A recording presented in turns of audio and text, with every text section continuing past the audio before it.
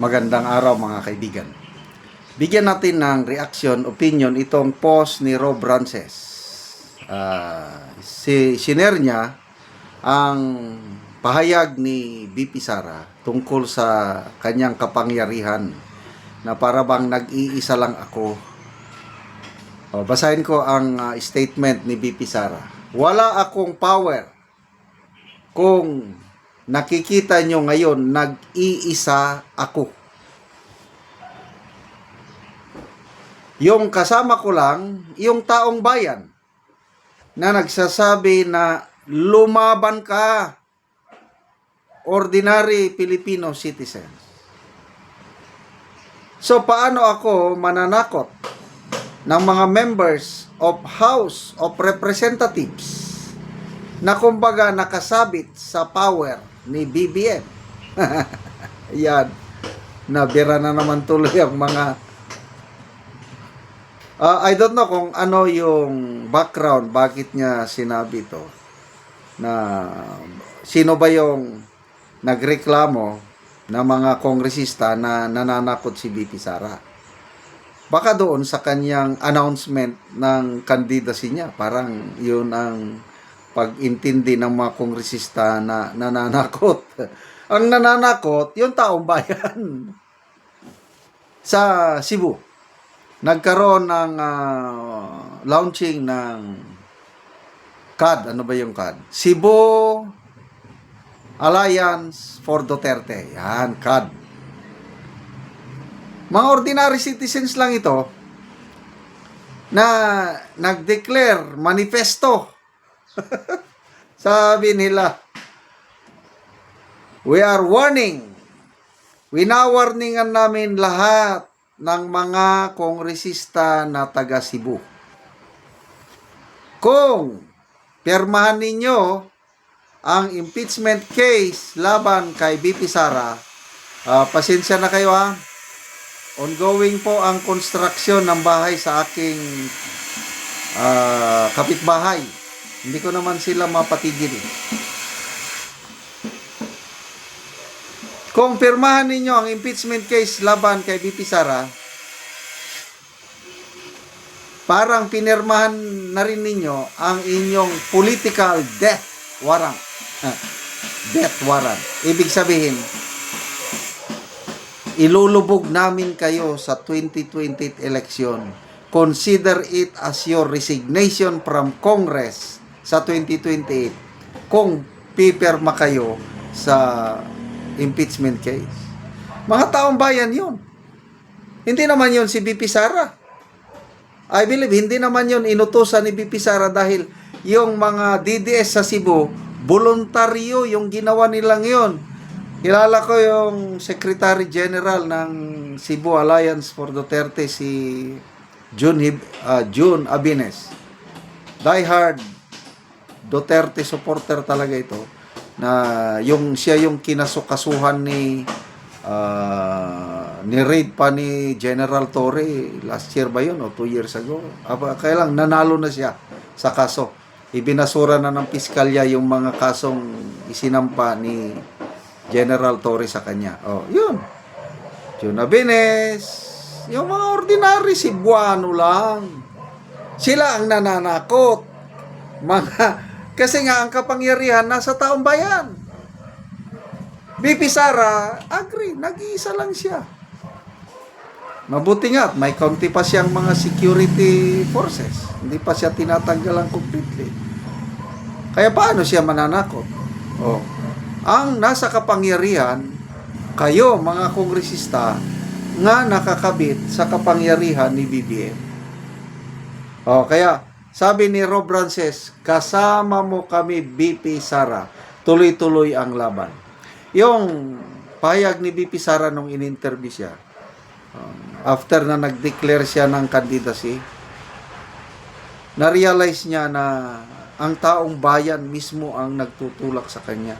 Kwento niya, I don't know, kung sa Mindanao pa o saan, pagpasok daw niya sa isang convenience store, security guard, sabi daw, lumaban ka! Ganun lang. Lumaban ka. At hindi lang yung nag-isa. sa lahat daw ng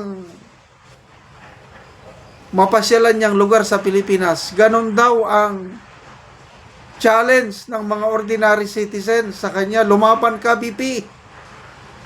Kasi nakikita ng mga mamamayang Pilipino na kung sa Bisaya, gidaog-daog. Ano pa sa Tagalog ang gidaog-daog? Iapak-apakan. Talagang ginagawang punching bag si BP Sara. Kaya ang panawagan, taong bayan, lumaban ka, yes. BP Sara, hindi po kayo nag-iisa. Taong bayan ang kasama ninyo. At of course, ang Diyos. Kasi nga, siya lang ang kandidatong presidente na in-acknowledge niya ang plano ng Diyos sa kanyang buhay. Napakaganda yun, yung Proverbs 19 verse 21. Many are the plans in a man's heart, but it is the Lord's will or purpose that will prevail. Grabe itong presidente natin nito. Yeah. Ina-acknowledge niya at pag ganyan, sa buhay natin, i-acknowledge mo ang Panginoon, you will always be successful. May dadaang trials, kaya lang, itong mga trials sa buhay ni BP Sara, sa kanilang pamilya, ano ito, testing ito para lalo silang aangat for a purpose, destined to be, for greater purpose. Ganon din sa buhay natin, mga kaibigan. Basta i-acknowledge natin ang Lordship ng Panginoong Hesus sa buhay natin, we will be successful. Kasi nga, anong sabi niya sa my plans for you? Jeremiah 29 verse ang plano ko sa inyo ay hindi yung masama o ano. My plans for you is for a good future. Kasi ang mga anak tayo ng Diyos eh. Dahil siya, di ba, our Heavenly Father, amahan siya, anak tayo. Sinong parent sa atin na gustong masama para sa anak? Wala, di ba? O, ganon din ang Diyos. But inaalaw ng Diyos, trial sa buhay. Kaya, pag may trials po tayo, hold on. Kapit lang sa Diyos. Hintayin mo na matapos yung unos, yung bagyo. Darating ang sunshine in our lives. Salamat mga kaibigan sa inyong pagsubaybay sa ating channel. Nakakatulong kayo ng malaki sa tribong Talanding ng Bukidnon dahil ang sweldo natin sa channel na ito is pantulong po sa tribo. Namimigay tayo ng libreng yero at pako para makapagpatayo naman sila ng mas maayos na tirahan. Panoorin nyo ang video na ito. Tagaan na mo yero. Ug karon mo na ni ang atupan sa natagaan na mo og yero.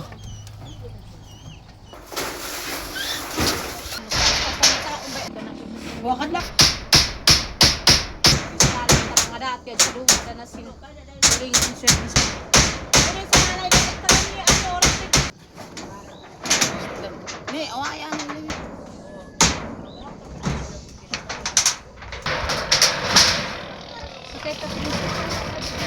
Og karon humanagyod sa pag-atop ang gihatag na mo nga yero og among nakita nga maayo na gyud nga tan-awon kay dili na pareha sa una nga walay atop, dugay na gyud ni kay gikuanan pag gyud og bagyo, so karon atopan na gyud, so maayo na gyud nga tan-awon.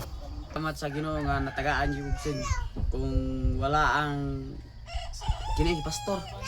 Salamat kayo sa tabang gihatag nga sin sa amo kay ug wala ang tabang nga daan ba ito akong atop sa una, then tapos gibagyoan pa gyud.